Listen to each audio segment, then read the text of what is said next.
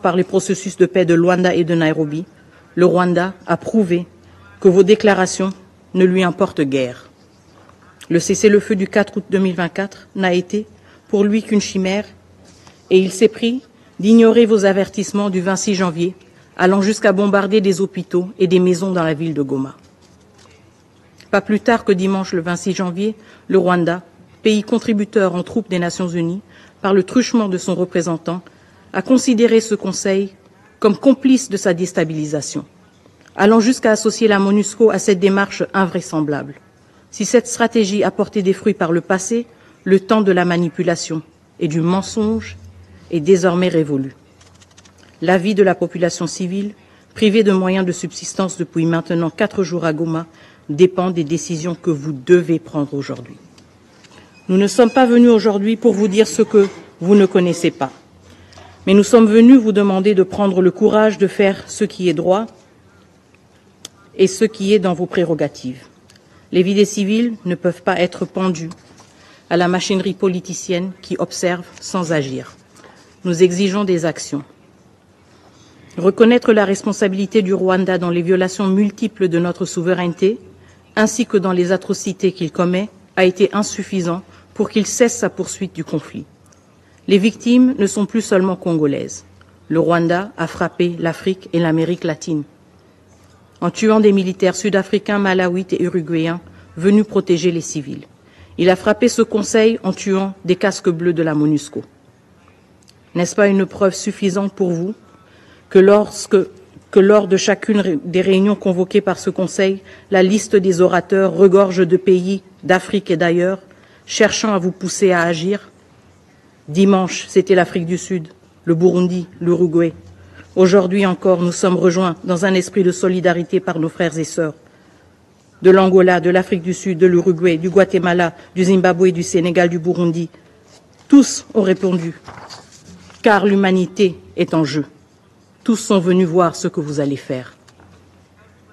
À quel seuil de catastrophe humanitaire et de violation flagrante de notre territoire devrez-vous enfin agir pour sanctionner les responsables du M23 et les officiers rwandais et leurs complices? Si ce Conseil ne sanctionne pas, l'histoire marquera ce temps comme l'époque de l'impuissance et de l'indifférence du Conseil de sécurité. Le droit de rachat de ce Conseil sur cette crise n'est nulle part ailleurs que dans les actions immédiates.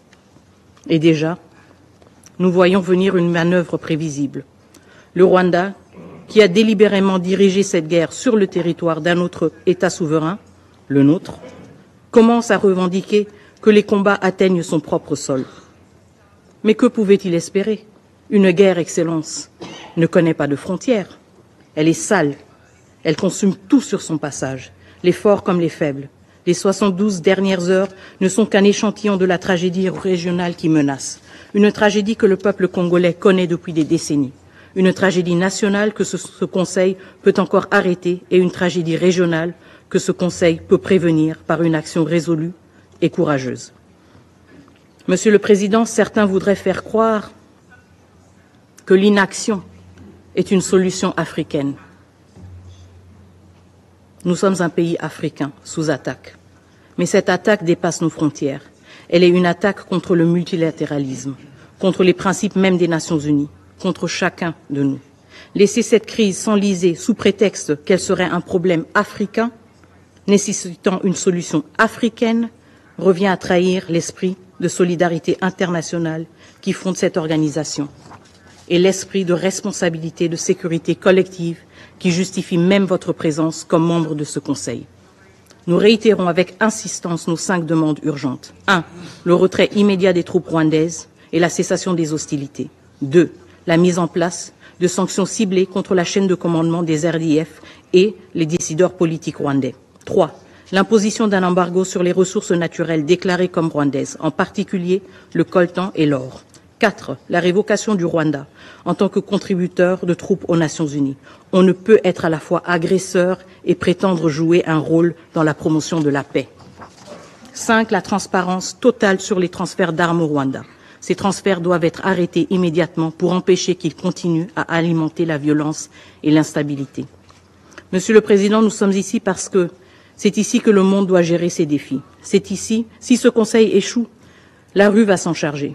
Comme vous le savez très bien, la rue n'a pas d'ordre, ni de tempérament. Il y a 48 heures, devant ce Conseil de sécurité, nous avons une nouvelle fois attiré votre attention sur la déclaration de guerre du Rwanda contre mon pays.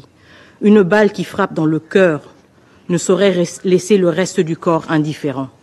La République démocratique du Congo est en guerre et face à cette agression, l'inaction collective semble malheureusement embraser cette situation jusque dans sa capitale. Je réitère ainsi, encore une fois, que le gouvernement de la République démocratique du Congo condamne avec fermeté toute attaque contre les missions diplomatiques accréditées en République démocratique du Congo.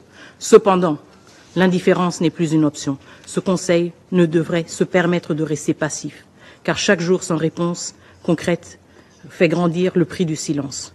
Le moment est venu pour ce Conseil de démontrer son courage et son engagement. L'histoire retiendra vos choix. Que cette Assemblée soit le rempart de la justice et de la dignité humaine. Je vous remercie.